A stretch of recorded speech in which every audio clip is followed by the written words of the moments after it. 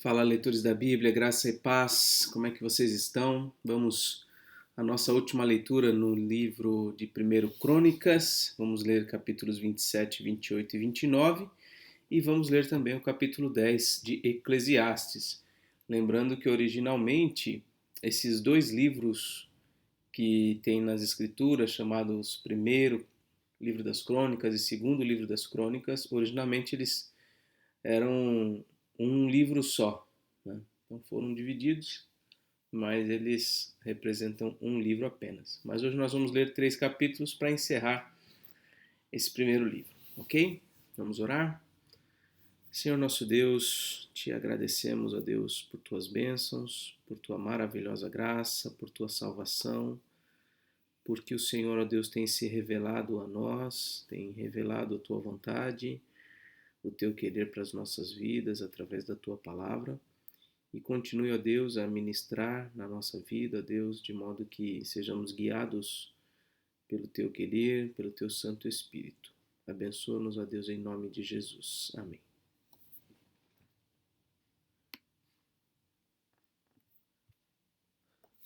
Então vamos lá.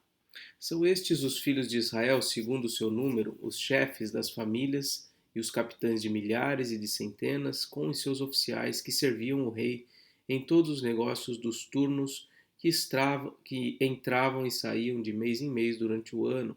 Cada turno era de 24.000. Então agora nós vamos ver turnos de serviços para cada mês. Então vamos observar aqui, versículo 2. Sobre o primeiro turno do primeiro mês estava Jazobeão, filho de Zabdiel. Em seu turno havia 24.000. Ele era dos filhos de Pérez, chefe de todos os capitães dos exércitos para o primeiro mês. Sobre o turno do segundo mês estava Dodai, o Auita, a cujo lado estava Miclote. Também em seu turno havia 24.000. O terceiro capitão do exército e o designado para o terceiro mês era Benaia, chefe, filho do sacerdote Joiada. Também em seu turno havia 24.000. Esse Benaia era homem poderoso entre os 30 e era o chefe deles. O seu turno estava ao encargo do seu filho Amizabade. Para o quarto mês era Azael, irmão de Joabe, e depois dele Zebadias, seu filho. Também em seu turno havia 24.000. O quinto capitão para o quinto mês era Samute, o Israelita. Também em seu turno havia 24.000. O sexto para o sexto mês era Ira, filho de Iques, o Tecoita. Também em seu turno havia 24.000. O sétimo para o sétimo mês era Elis, o Pelonita, dos filhos de Efraim. Também em seu turno havia 24.000. O oitavo para o oitavo mês era Sibecai, o Uzatita, dos Zeraitas. Também em seu turno havia 24.000. O nono para o nono mês era Abiezer, o Anatotita, dos Benjamitas. Também em seu turno havia 24.000. O décimo para o décimo mês era Maarai, o Netofatita, dos Zeraitas. Também em seu turno havia 24.000. O décimo primeiro para o décimo primeiro mês era Benaia, o Piratonita, dos filhos de Efraim. Também em seu turno havia 24.000. O décimo segundo para o décimo segundo mês era Eudai, o Netofatita, de Otniel. Também em seu turno havia 24.000. Estes foram os chefes das tribos de Israel. Sobre os Rubenitas era chefe Eliezer, filho de Zicre. Sobre os Simeonitas, Cefatitas, filhos de Maaca. Sobre os Levitas, Asabias, filho de Quemuel. Sobre os Aronitas, Zadok. Sobre Judá, Eliú, dos irmãos de Davi. Sobre Issacar, Onri, filho de Micael. Sobre Zebulon, Ismaías, filho de Abadias. Sobre Naftali, Jerimote, filho de Asriel. Sobre os filhos de Efraim, Oséias, filho de Azazias. Sobre a meia tribo de Manassés, Joel, filho de Pedaías.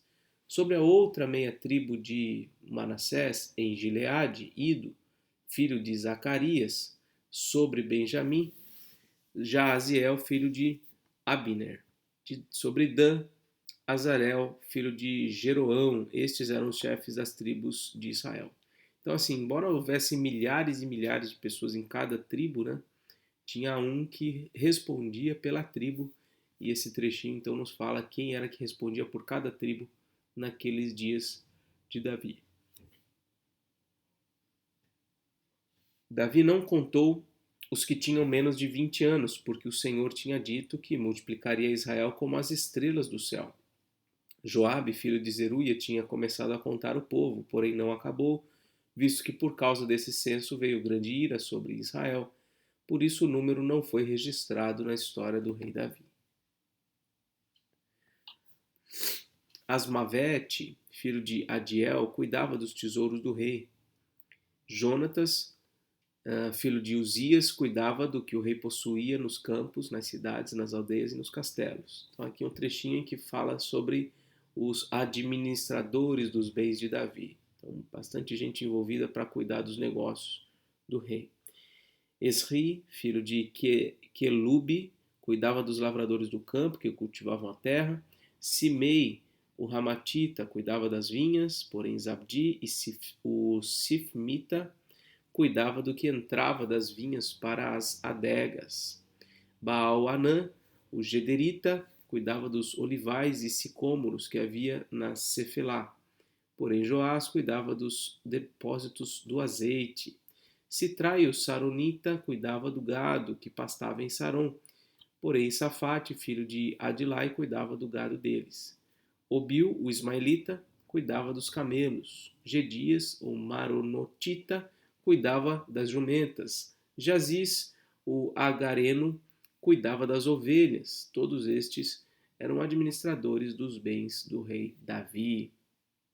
E quanto aos conselheiros do rei, Jonatas, tio de Davi, era do conselho, homem sábio e escriba. Jeiel, filho de Aquimone, cuidava dos filhos do rei. Aitofel era do conselho do rei. Uzai, o arquita, era amigo do rei. E a Aitofel sucederam Joiada, filho de Benaia, e Abiatar. Joabe era comandante do exército do rei.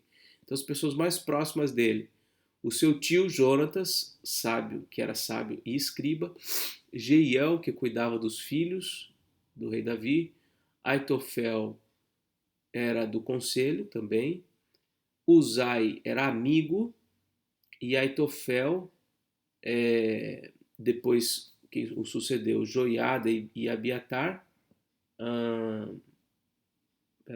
isso, Aitofel era do conselho, e depois dele veio Joiada e Abiatar também do conselho. E Joabe era comandante do exército. Capítulo 28. Davi apresenta Salomão como seu sucessor. Davi convocou para Jerusalém todos os chefes de Israel, os chefes das tribos, os capitães dos turnos que serviam o rei, os capitães de 1000 e os de 100, os administradores de todos os bens e rebanhos do rei, de todos e de seus filhos, bem como os oficiais, os poderosos e todos os guerreiros valentes. O rei se pôs em pé e disse: Meus irmãos e meu povo, escutem. Eu tive a intenção de edificar um templo onde pudesse repousar a arca da aliança do Senhor e para que fosse o estrado dos pés do nosso Deus. Eu havia feito preparativos para essa construção. Porém Deus me disse: Você não edificará um templo ao meu nome, porque é homem de guerra e derramou muito sangue. O Senhor Deus de Israel, me escolheu de toda a casa de meu pai para que eu fosse rei sobre Israel para sempre. Porque ele escolheu Judá por príncipe, e da casa de Judá escolheu a casa de meu pai. E entre os filhos de meu pai se agradou de mim, porque me fez rei sobre todo Israel. E de todos os meus filhos, porque muitos filhos me deu o Senhor, ele escolheu Salomão para se assentar no trono do reino do Senhor sobre Israel. E me disse: O seu filho Salomão é quem edificará o meu templo e os meus átrios, porque eu escolhi para filho e eu lhe serei por pai. Estabelecerei o seu reino para sempre, se ele continuar a cumprir os meus mandamentos e os meus juízos, como tem feito até o dia de hoje. Portanto, agora, diante de todo Israel, a congregação do Senhor, e diante do nosso Deus, que me ouve, eu peço que vocês guardem e conheçam todos os mandamentos do Senhor, seu Deus, para que vocês possuam esta boa terra e possam deixá-la como herança aos seus filhos para sempre. Quanto a você, meu filho Salomão, conheça o Deus de seu pai e sirva-o de coração íntegro e espírito voluntário, porque o Senhor esquadrinha todos os corações e penetra todos os desígnios do pensamento. Se você o buscar, ele se deixará achar por você, mas se você o abandonar, ele o rejeitará para sempre. Agora tenha cuidado, porque o Senhor o escolheu para edificar uma casa que sirva de santuário. Seja forte e mãos à obra. Então a gente vê aqui essa cerimônia em que ele transfere a Salomão o reinado. Nesse livro não consta aqui o que provocou isso, né? Em outros livros a gente já leu a respeito disso. Uma certa conspiração aconteceu, aí vem a Batseba, vem o profeta Natã para falar com Davi, olha, você não tinha dito que ia ser Salomão e assim por diante, né? Então, isso aqui não está registrado nesse livro. Pelo menos que eu me lembre, à frente não deve estar. Vamos lá. Davi entregou a Salomão, seu filho, a planta do pórtico, com as suas casas, as suas tesourarias, os seus cenáculos e as suas câmaras interiores, bem como do lugar do propiciatório. Também entregou a planta de tudo que tinha em mente com referência aos átrios da casa do Senhor e a todas as câmaras ao redor, para os tesouros da casa de Deus e para os tesouros das coisas consagradas. Deu-lhe instruções para organizar os turnos dos sacerdotes, dos levitas, e para toda a obra do ministério da casa do Senhor e para todos os utensílios para o serviço da casa do Senhor. Então veja como Davi deixou tudo preparado.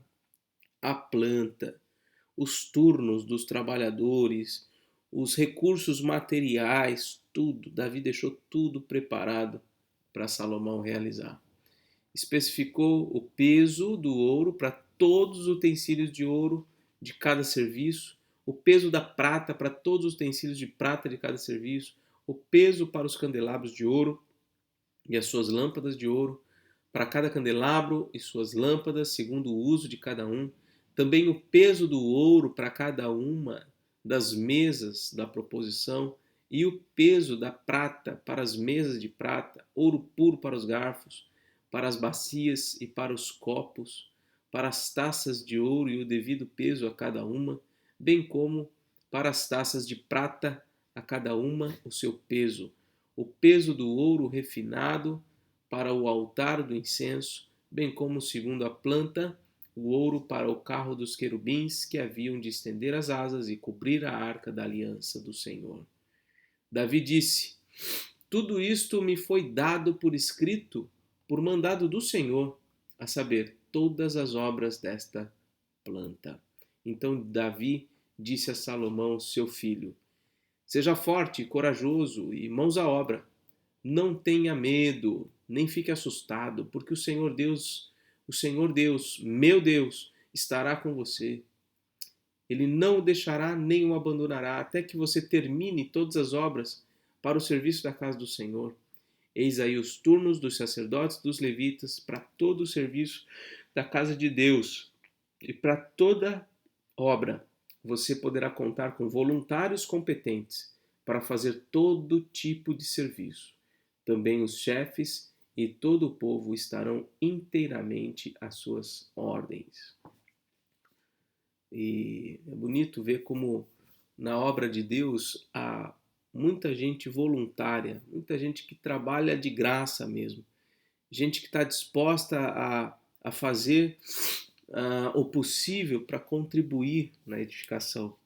Eu fiz um convite, até eu sei que parece que a Stephanie, né, de vez em quando deixa um comentário aí, e eu fiz um convite a nossos irmãos, o Rick e a Stephanie, para fotografarem ali os momentos que a gente vai ter no domingo que vem, domingo agora, da cerimônia de lançamento da pedra fundamental, né, e a disposição deles de fazer o serviço sem nenhuma cobrança, né, embora eles vivam dessa atividade, eles se dispuseram a fazer sem cobrar pelo serviço. Então, é comum quando há uma obra relacionada às coisas de Deus, muitos voluntários aparecerem, né? E isso não é por causa de um líder específico, por causa de Davi, por exemplo, é porque é para Deus. Deus dispõe o coração das pessoas para executarem o serviço que ele deseja que aconteça. Capítulo 29. O rei Davi disse a toda a congregação: Salomão, meu filho, o único a quem Deus escolheu, ainda é moço e inexperiente. Esta obra é grande, porque o palácio não é para homens, mas para o Senhor Deus. Portanto, com todas as minhas forças, prepararei para o templo de meu Deus ouro para as obras de ouro, prata para as de prata, bronze para as de bronze, ferro para as de ferro e madeira para as de madeira, pedras de ônix, pedras de engaste, pedras de várias cores, de mosaicos e todo tipo de pedras preciosas e mármore e tudo em abundância. E ainda, porque amo o templo de meu Deus, o ouro e a prata particulares que tenho, dou para o templo de meu Deus, além de tudo que preparei para o santuário. Olha só quanto ele tinha dele: 100 toneladas de ouro, do ouro de Ofir, 240 toneladas de prata purificada para cobrir as paredes da casa, ouro para os objetos de ouro e prata para os de prata, e para toda a obra da mão dos artífices. Quem, pois, está disposto hoje a ofertar com generosidade para o Senhor? Olha só que interessante a pergunta de Davi. Ele está falando: olha, eu vou doar daquilo que é meu esse recurso. E vocês, povo de Deus, o que vocês estão dispostos a ofertar? Quem está disposto a ofertar com generosidade para o Senhor? É assim que a obra do Senhor tem avançado, desde os primórdios, desde o lançamento da pedra fundamental do templo, lá de Salomão. É assim. Aliás, desde bem antes, né? A gente já leu sobre o tabernáculo. Quando foram construir o tabernáculo, também foram recolhidas ofertas voluntárias do povo.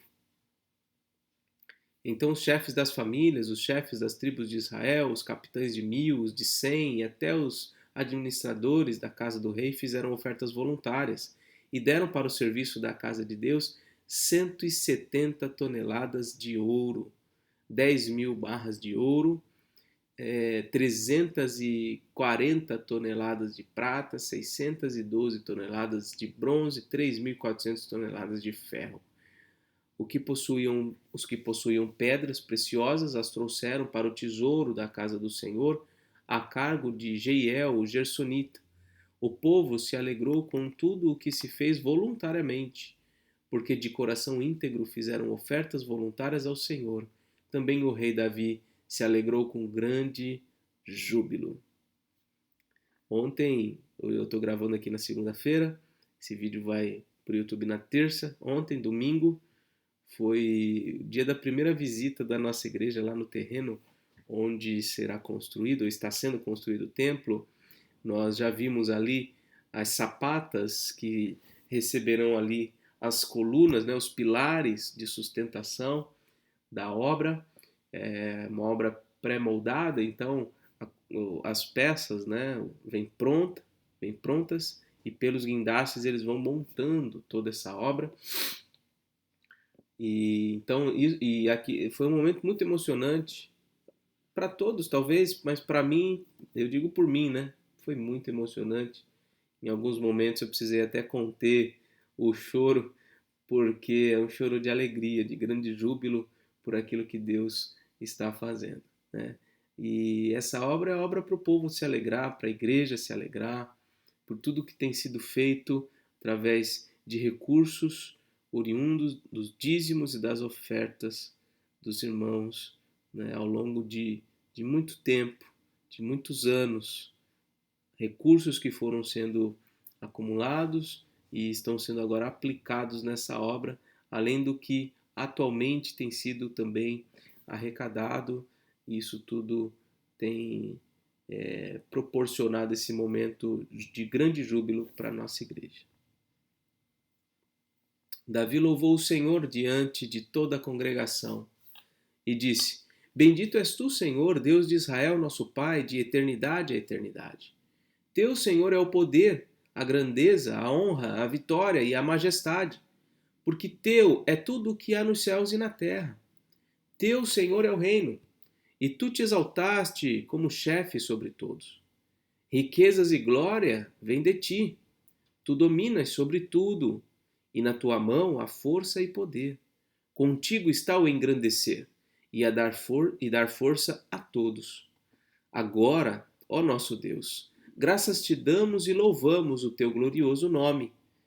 Porque quem sou eu e quem é o meu povo para que pudéssemos dar voluntariamente essas coisas? Porque tudo vem de ti e nós só damos o que vem das tuas próprias mãos. Porque somos estrangeiros diante de ti e peregrinos como todos os nossos pais. Os nossos dias sobre a terra são como a sombra, não temos permanência. Senhor nosso Deus, toda esta abundância que preparamos para edificar um templo ao teu santo nome vem da tua mão e é toda tua. Bem sei, meu Deus, que tu provas os corações e que te agradas da sinceridade. Eu também, na sinceridade do meu coração, dei voluntariamente todas essas coisas e acabo de ver com alegria que o teu povo aqui reunido te faz ofertas voluntariamente. Senhor Deus de nossos pais, Abraão, Isaque e Israel, conserva para sempre no coração do teu povo essas disposições e pensamentos. Firma o coração deles em ti.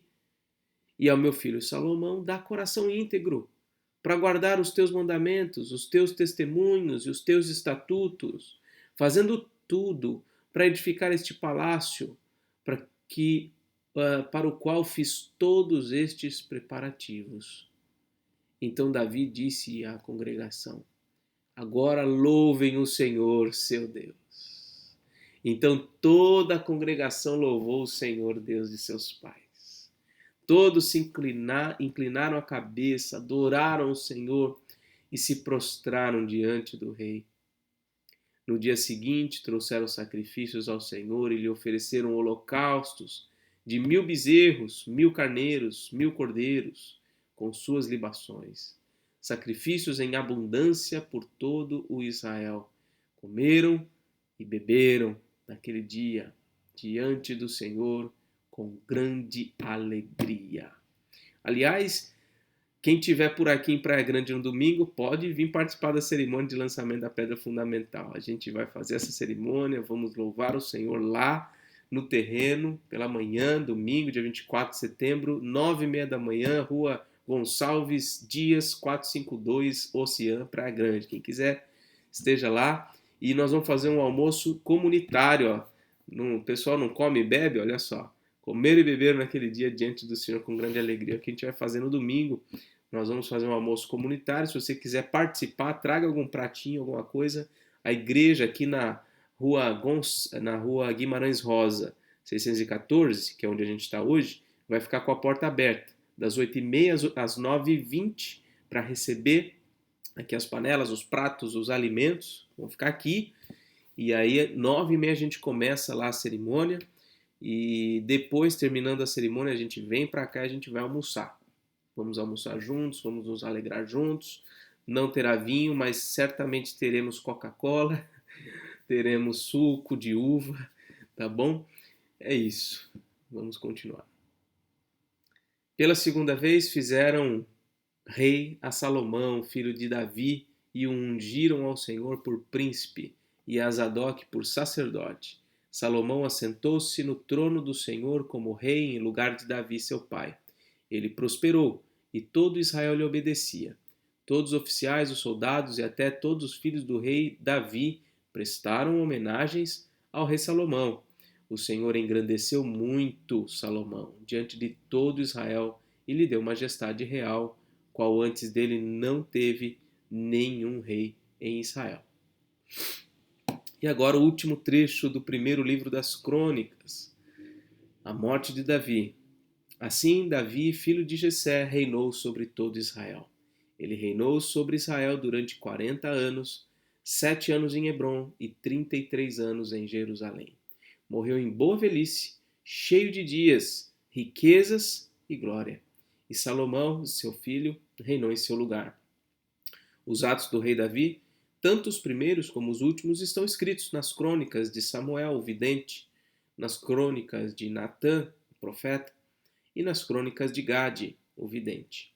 Ali também está registrado o que se passou no seu reinado, e se fala a respeito do seu poder e de todos os acontecimentos que se deram com ele, com Israel e com todos os reinos daquelas terras. Aqui terminou então o primeiro livro, ou a primeira parte do livro das Crônicas.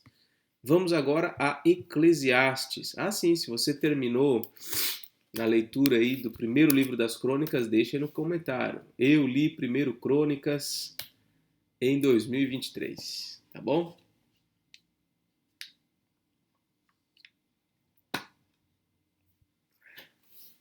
Agora vamos ao capítulo 10 de Eclesiastes. Assim como a mosca morta faz o óleo do perfumador exalar mau cheiro, assim também uma pequena tolice pode ter mais peso do que a sabedoria e a honra. O coração do sábio se inclina para o bem, mas o coração do tolo se inclina para o mal. Quando o tolo vai pelo caminho, falta-lhe o entendimento, e assim mostra a todos que é mesmo um tolo. Se aquele que governa ficar indignado contra você, não deixe o seu lugar, porque o ânimo sereno acalma grandes ofensas. O líder, o governante, ficou bravo com você, calma, fica no lugar. Não tenta combatê-lo, não tenta fugir dele, tenha um ânimo sereno. O ânimo sereno acalma grandes ofensas.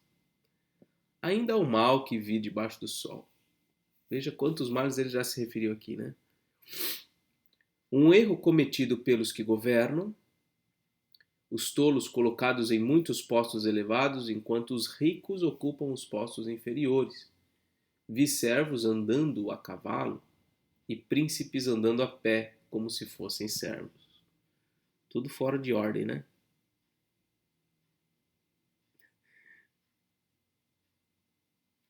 Eu ia falar um negócio, mas eu achei melhor não dizer. Vamos lá, versículo 8. Quem abre uma cova acaba caindo nela, e quem arromba um muro será mordido por uma cobra. Quem arranca pedras será ferido por elas, e o que racha lenha se expõe ao perigo. Se o machado está embotado e ninguém o afia, é preciso redobrar a força, mas com sabedoria se obtém êxito. Se a cobra morder antes de estar encantada, de nada adianta o trabalho do encantador. As palavras do sábio lhe trazem favor, mas o tolo é destruído pelo que diz. As primeiras palavras de sua boca são tolice, e as últimas, loucura perversa. O tolo multiplica as palavras, mas o ser humano não sabe o que vai acontecer. Quem poderá lhe dizer o que será depois dele? O trabalho do tolo o fatiga, pois nem sabe ir à cidade. Ai de você, ó terra cujo rei é criança e cujos príncipes se banqueteiam já de manhã. Feliz é você, ó terra, cujo rei é filho de nobres e cujos príncipes se sentam à mesa a seu tempo para refazer as forças e não para se embriagar.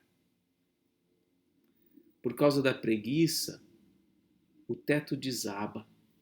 Por causa dos braços cruzados, a casa tem goteiras. As festas são feitas para rir. O vinho alegra a vida e o dinheiro dá conta de tudo. Nem em pensamento fale mal do rei e não fale mal do rico, nem mesmo quando você estiver sozinho em seu quarto, porque as aves do céu poderiam levar a sua voz e o que tem asas poderia contar o que você falou. Cuidado, cuidado. Que Deus tenha misericórdia de nós. Eu ia fazer um comentário aquela hora sobre como a gente tem vivido o avesso das coisas, né? Eu ia falar algumas metáforas, mas que não são muito, não são muito piedosas, vamos dizer assim. Mas a gente vê no Brasil, né? Os que são justos sendo perseguidos e os que são perversos sendo ovacionados. Que Deus tenha misericórdia da nossa nação. Os culpados ascendendo a posições de grande poder. Os corruptos, os que fazem acertos e malandragens para se safar das questões, sendo aclamados pelo povo. E aqueles que buscam viver uma vida reta e íntegra, por vezes não tem nenhum apreço, nenhum destaque, nenhuma relevância na sociedade.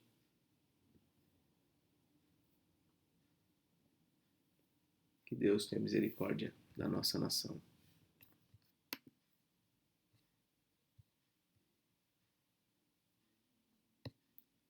Desapareceu aqui a barrinha, depois eu dou um jeito. Forte abraço, Deus abençoe e até mais, se Deus quiser.